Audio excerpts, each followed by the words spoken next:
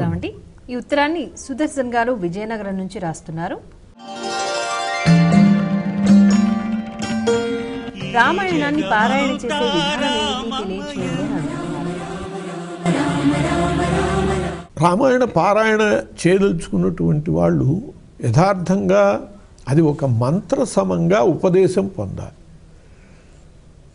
సద్గురువులైనటువంటి వాళ్ళని ఆశ్రయించి ఈ రామాయణ పారాయణని శాస్త్రోక్త విధానంతో పారాయణ చేసేటటువంటి వాళ్ళని ఆశ్రయించి అంగన్యాస కరన్యాసాదులతో సహా అది మంత్రంగా స్వీకరించినప్పుడు, మామూలుగా మంత్రాలంటే కొన్ని అక్షరాల్లో ద్వాదశాక్షరి, షడక్షరి, పంచాక్షరి ఇట్లా కొద్ది అక్షరాల్లో ఉంటాయి.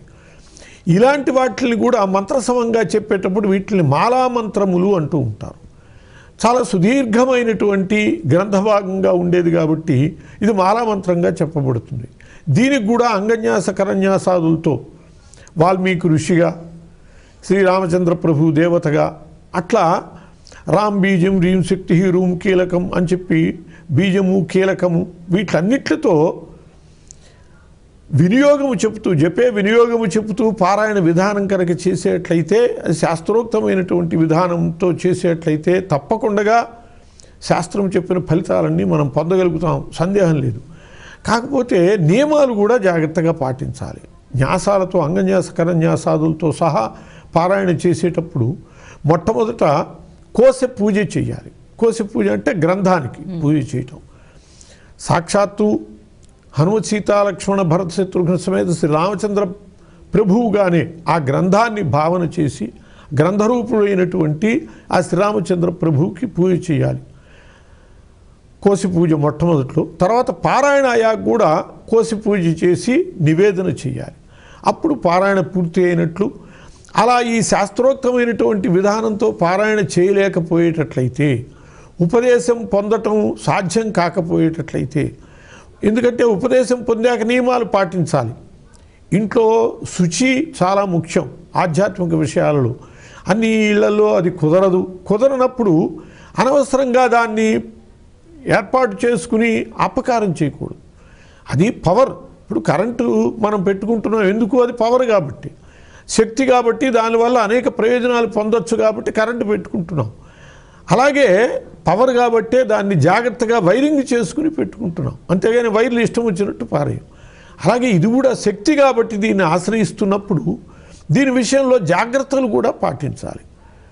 అలా పాటించలేనప్పుడు ఈ శాస్త్రోక్తమైనటువంటి ఉపదేశ విధానాలని కాకుండా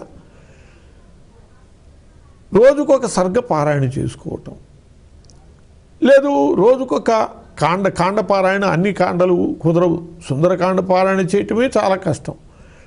అందువల్ల కొన్ని సర్గలు వాళ్ళకి అవకాశం ఉన్నంత వరకు కొన్ని సర్గలు పారాయణ చేస్తూ మామూలుగా కోసి పూజ, నివేదన ఇటువంటివి పాటిస్తూ, ఇది అందరూ పాటించదగినటువంటివి, అలా చేయటం ఒక పద్ధతి.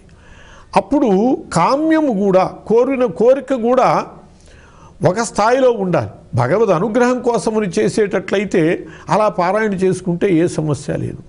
అలా కాక మనం ఏదైనా ప్రత్యేకమైనటువంటి కోరిక, మహావ్యాధుల నుంచి కానీ మహాశత్రువుల నుంచి కానీ మనం రక్షణ కోరుతూను అలా అన్నప్పుడు చాలా నియమాలు కూడా పాటించాలి. నిత్య శిరస్నానము, నేలపడక, సాత్వికాహారము, ఇటువంటి బ్రహ్మచర్యము, ఇటువంటివన్నీ పాటిస్తూ పారాయణ చేయవలసి ఉంటుంది.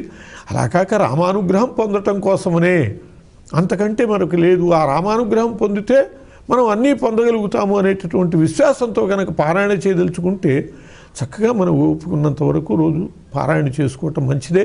కాకపోతే ఈ పారాయణ చేసేటప్పుడు ఉపదేశంగా పొందకండగా పారాయణ చేసినా పడుకుని చదువుకోవటము, చెప్పులతో బూట్లతో ఎక్కడ పడితే అక్కడ కూర్చుని చదువుకోవటము, అలా కాకుండా కాస్త నియమబద్ధంగా చేసేట్లయితే మంచి ఫలితాలు